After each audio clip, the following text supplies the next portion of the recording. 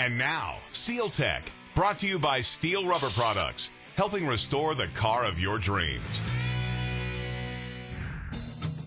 When it comes to weather stripping on a car or truck, there are three distinct areas to deal with. Rubber seals around stationary glass like windshields, rubber seals around moving panels like doors and trunks, and seals around moving glass like windows. Now, of the three, the one that wears out the quickest is the seal around the moving glass because it's subjected to a lot more wear and weather. But there's not just one seal here. No, there's actually three. Take a look. You have the run channel that holds the edges of the glass and allow it to slide up and down. There's the outer window felt that operates like a scraper to clean the window when you roll it up and down. And then the inner felt, which is thicker and usually fuzzy, and presses against the glass to keep it from rattling around when you're driving. Now, obviously, if you hear your glass rattling around, you need some window weather stripping. But there are some tricks to making these pieces fit right. Let's check it out.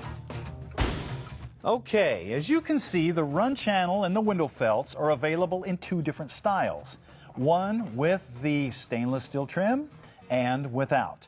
And most of these on older vehicles are available in long, straight sections. So when you pick them up, you might notice that they're already kind of bent and crooked. This does not mean it's bad and that you send it back. No, all you do is just take it and you can easily straighten it right back up.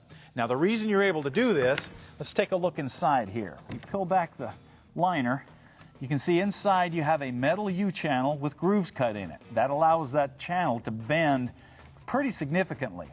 Then on top, you see these trim pieces also have a groove running down them, and they fit right onto the edges of that U-channel. Now, these three pieces move independently of each other, and that allows you to bend all three pieces accurately at the same time. Now, the window felts are a little different since they are basically a straight edge as opposed to a U-channel, but they are designed to bend the same way. Now, when it comes to actually bending this stuff, there's several ways to do it, but the goal is to bend both sides equally. And you can easily do that with your hands. Just need to go slow. Also, you can use the piece of glass that you're going to be going around as a pattern and bend that way. Another way to do it is to use a round object and bend around that.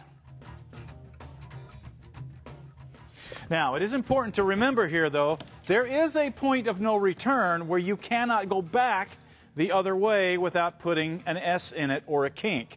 And, of course, if you bend too far, you'll kink it and ruin it, and you'll need to start over. So you got to take your time here.